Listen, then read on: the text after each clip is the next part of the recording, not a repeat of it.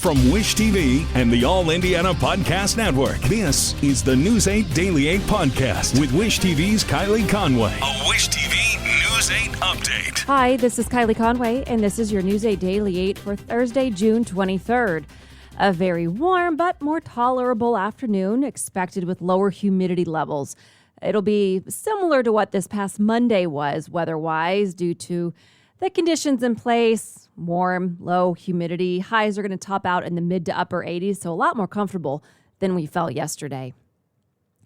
Indianapolis wakes up to an exceptionally violent morning as shootings wound 7 people. All have happened since midnight. The most recent was at 19th and Dexter just after 1 this morning. Police think 4 people may have been shot there. Officers found 1 victim at the scene. The others arrived at Eskenazi Hospital. Less than 15 minutes before that, police say someone arrived at Community East, possibly who had been shot at 42nd and Meadows. IMPD says all victims are either stable or have unknown conditions. Around the same time, IMPD responded to a person shot on Bellhaven Drive. Police there told us they found a man and a boy shot in an apartment complex parking lot. Police say that both went to hospitals with non-life-threatening injuries. So far, IMPD hasn't released suspect information for any of the shootings. If you know anything, officers ask you to call 317-327-3475 or anonymously at 317-262-TIPS. That's the Crime Stopper number. Police downtown are trying to find a ride-by groper. They say a man on a bicycle has been grabbing women on the campus of IUPUI. Investigators say it happened at least 3 times between Sunday and Tuesday afternoon on the west edge of campus. Campus police think the man may be homeless. Officers urge people to keep their guard up. The school says students and staff can download the Guardian app. Police say it's the fastest way to alert them to something suspicious. A lawyer for the family of Herman Whitfield III is describing to iTeam 8 police body cam video of Whitfield's arrest and death. We first told you about the wrongful death lawsuit against the city and IMPD officers. As news yesterday brought it to you on the podcast, it names the 6 officers who responded to Whitfield's home in March. Court records show Whitfield was in the middle of a mental health crisis when officers tasered and handcuffed him, then forced him on his stomach. His family claims Whitfield died because of force used against him. The family's lawyer says Whitfield pleaded with officers. The video clearly shows that he's up and breathing and, he's not right mentally at the time. But physically, he's okay until he's tased and then climbed on top of by 4 or 5 guys and then left in a prone position face down where he says he can't breathe. The video kind of tells you all you need to know. IMPD hasn't released any portion of the video. Chief Randall Taylor says he's waiting on the results of an internal investigation while the officers are on administrative duty. A local professor is one of many economists openly skeptical of President Biden's call for a gas tax timeout. A tax holiday would cut 18 cents per gallon of gas and 24 cents for diesel. Kyle Anderson is an economist at the IUPUI School of Business. He says the effects would be minimal since pausing the tax won't increase production or reduce demand. Biden also called on states to suspend their gas taxes. Governor Holcomb and state lawmakers have said that won't happen. Anderson says it would be a trade-off. We might see prices go down by, say, 20 or 30 cents per gallon, which is significant, would help somewhat. But the trade-off with that is the state would lose a lot of tax revenue that it would probably have to make up in some other area. Anderson says a recession would drive down gas prices. A special session to take up Governor Holcomb's inflation-fighting plan will begin on July 6th. Holcomb wants to send $225 payments to all taxpayers from the state's growing budget surplus. That's in addition to the $125 he announced for earlier this year. Republican leaders signaled support for that tax refund.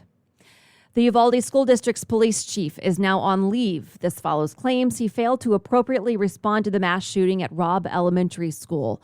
The school board superintendent suspended Chief Pedro Arredondo because federal, state, and local investigation findings remain unclear. A full report is expected next month. The shooting left 19 students and 2 teachers dead. Texas leaders have called the police response an abject failure, testifying that officers waited inside the school for more than an hour before confronting the gunman. A senator at the heart of a gun bill negotiation is trying to reassure fellow Republicans. Senator John Cornyn spoke to GOP senators privately yesterday to help grow support for the bill.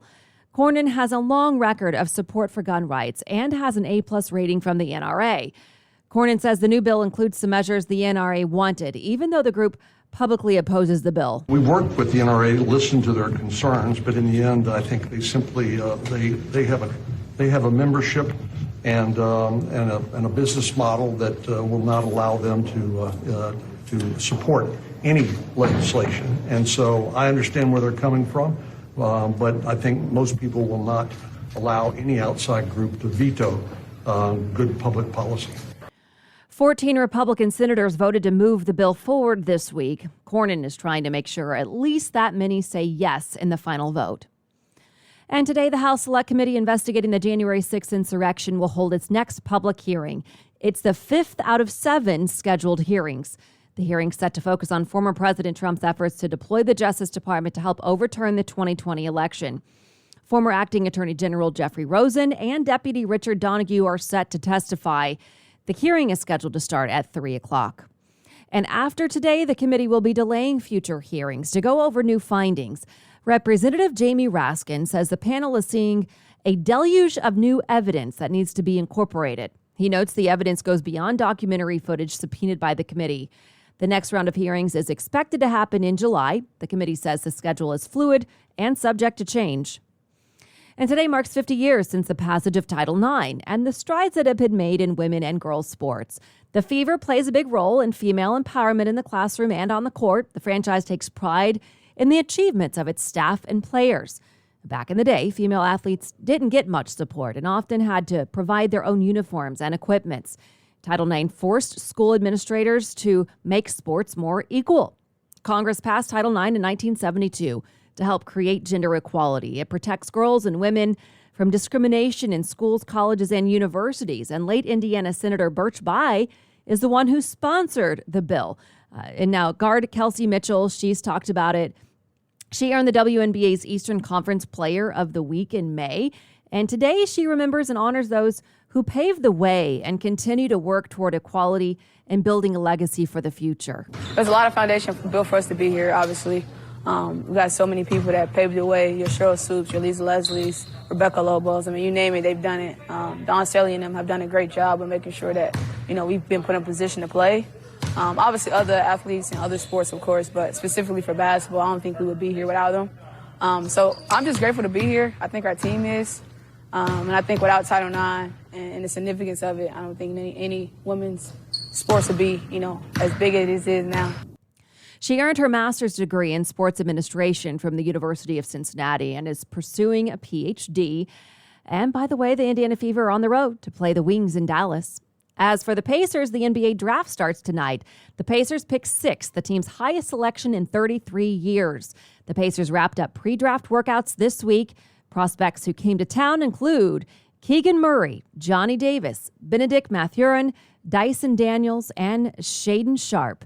Ryan Carr from the front office says emotions will not play a role in the pick. At the end of the day, they're basketball players. You're trying to evaluate who can be the best players. Likability isn't 100% predictable. So, you try not to get too emotional. You're making a pretty big decision, trying to help make a big decision on who's going to be the best player for us. The draft starts tonight at 8 o'clock in Brooklyn. And we're learning more about Purdue University's current and future presidents. We are partners here at Wish TV with Inside Indiana Business and the Indianapolis Business Journal. Here is our conversation with Inside Indiana Business host Gary Dick from Daybreak this morning. You get a chance to talk to Mitch Daniels. That's always a fascinating opportunity. It is, and this will be one of his first extended interviews since the big announcement that shocked a lot of people, certainly on the West Lafayette campus and around the state as well, that in fact he will be stepping down as president. I will talk to him certainly about what he has accomplished there, his legacy, his successor, Mung Chiang, as well, but also very importantly, what is next? That's what everyone wants to know. A lot of speculation about perhaps getting back into the political arena, specifically to run for governor. Mark Lubbers, a longtime confidant of Mitch Daniels, is quoted as saying that he is very intrigued, very fascinated, if you will, by the prospect of doing that. Will that be what happens? Who knows? We're going to certainly press him on that, see what we can find out. And certainly talk about the things that have happened at Purdue since he has been there over the course of about a decade, because it has changed dramatically in West Lafayette. Absolutely. Okay, covering the whole state here, going to Northwest Indiana. A lot of people commute to Chicago for work. Good news for train riders. Huge news, Kylie, and this is a transformational project, really. It's been talked about for decades, and that's improving the South Shore rail line, that connection between Northwest Indiana and downtown Chicago. The double tracking, almost 20 miles of double tracking of the South Shore between Michigan City and the Gary, Chicago area. 176, actually more than that, a $670 million project officially got underway this week. Importance of this is reducing the commute time between Northwest Indiana and downtown Chicago by over 30 minutes. There's a big push now to get people who work in downtown Chicago to live in Northwest Indiana. It's beginning to work. A big selling point, the improvement of the South Shore. Hey, you can live here, pay lower taxes, better quality of life, and work downtown. Both directions. You don't have to switch to a siding. The trip's a lot faster.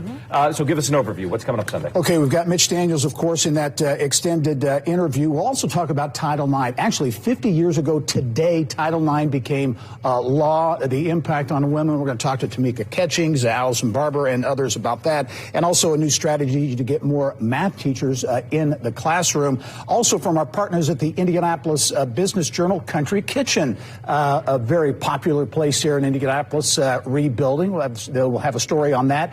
Also, a really interesting and challenging story, Indianapolis seeing a dip in population. A local children's doctor wants parents to know about new sleeping guidelines for their babies. As I talked about on the podcast earlier this week, reported that the American Academy of Pediatrics updated recommendations for the first time in 8 years. The AAP says co-sleeping of any kind is not safe for your infant now. Around 3,500 infants die from sleep-related deaths each year, according to the Academy.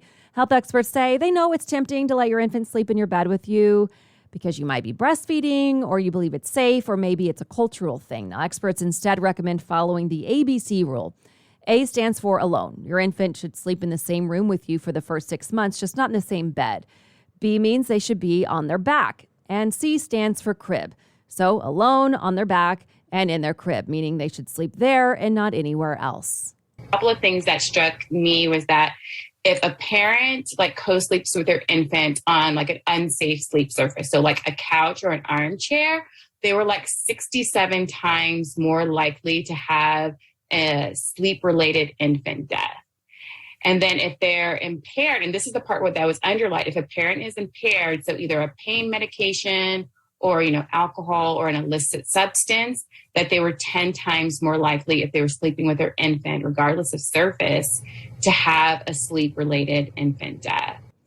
The AAP also says you should not use products for sleep that aren't specifically marketed for sleep. And going into effect this week, the only products marketed for infant sleep are cribs, bassinets, play yards, and bedside sleepers. It's also recommended to not keep toys, blankets, pillows, and crib bumpers out of your infant's crib when they sleep. 3 more shipments of baby formula are set to arrive in the United States this weekend. The largest is a truck convoy carrying 1 million pounds of Gerber formula from Mexico. The White House says the other 2 shipments are flying in from Australia and Germany. It's all part of Operation Fly Formula. The White House says by the end of the weekend, the operation will have brought in enough formula to make 19 million bottles. Efforts are underway to outline housing inequity in Indianapolis and solutions to problems that go back generations. Community development leaders met yesterday for a panel discussion at IU Heron School of Art and Design. They talked about how policy, economics, and culture intersect in urban environments.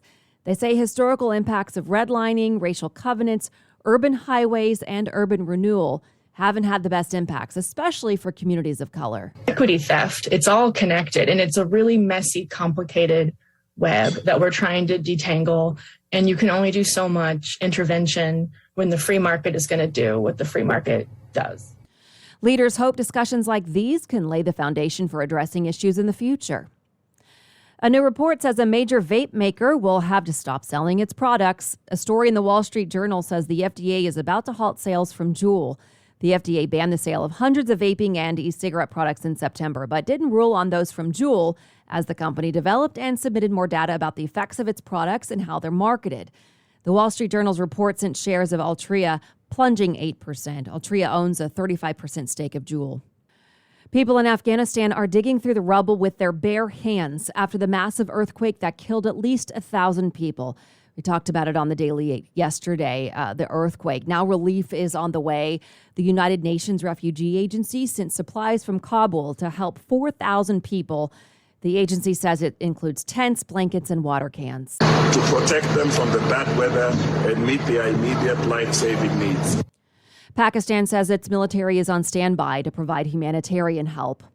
The head of the Federal Reserve acknowledges we may be headed into a recession, though he's trying to avoid it as the banking system works to slow inflation. Fed Chair Jerome Powell spoke to the Senate Banking Committee yesterday. He's signaling more interest rate hikes are coming. The Fed raised interest rates several times this year, aiming to cool off the economy and curb inflation. Last week's rate hike was its biggest since 1994. Powell says the Fed is trying to react quickly when new numbers come in. Inflation has obviously surprised to the upside over the past year, and further surprises could be in store. We therefore will need to be nimble in responding to incoming data and the evolving outlook. The Fed is scheduled to meet next month. Powell suggested that the next rate hike could be 1/2 or 3/4 of a point. The Indiana State Fair is revealing the final free stage headliner. They are brand new Rock and Roll Hall of Fame inductees. Pat Benatar and her husband and longtime musical partner Neil Giraldo will perform on the free stage Sunday, August 7th. They round out the lineup that includes Kansas, Shaka Khan, Jesse McCartney, and Trace Adkins. All shows on the free stage start at 7:30 at night. The restaurant owned by Elon Musk's brother is closed again. The last day for Kimball Musk's Indy Street Bar at College and 46th was June 18th. The restaurant used to be called Next Door American Eatery. A sign on the restaurant says staff were offered severance. It reopened as Indy Street Bar in July of last year. It first closed early on in the pandemic in March of 2020. INDOT begins work on ramps in Bartholomew County today. INDOT says it's starting with the northbound rest area on I-65. It plans to close the entrance ramp this morning and the exit ramp this evening. The rest area will be closed until tomorrow morning. There are also nighttime ramp closures planned for tomorrow and Saturday from I-65 northbound to US 31 and US 31 northbound to I-65. History was made at the Westminster Kennel Club Dog Show. Trumpet the Bloodhound won Best in Show. It's the first time a bloodhound won the top prize there. Trumpet's handler says she was shocked and says that sometimes a bloodhound is a bit of an underdog. Winston, a French bulldog, took second for Best in Show. And you can adopt a pet at Tails and Ales at Broad Ripple Brew Pub tonight from 6 to 8:30. The event's free. You can stop by. Representatives from several pet adoption agencies will be there, 6 in fact. It is possible for you to go home with a pet. You can also just mix and mingle and see if there's something that you might be interested in. Again, it's from 6 to 8:30 tonight at the Broad Ripple Brew Pub. This has been your News 8 Daily 8 for Wish TV. I'm Kylie Conway, online at wishtv.com. And follow us on Facebook when you search Wish TV. This is the News 8 Daily 8 podcast with Wish TV's Kylie Conway. A Wish TV News 8 update on demand. For even more, on demand and on the go. Connect with Wish TV on Facebook at wishtv.com and on the free Wish TV mobile app. Thank you for listening. And be sure to like, subscribe, and follow this podcast for updates every weekday morning on the All Indiana Podcast Network and wherever you get your podcast.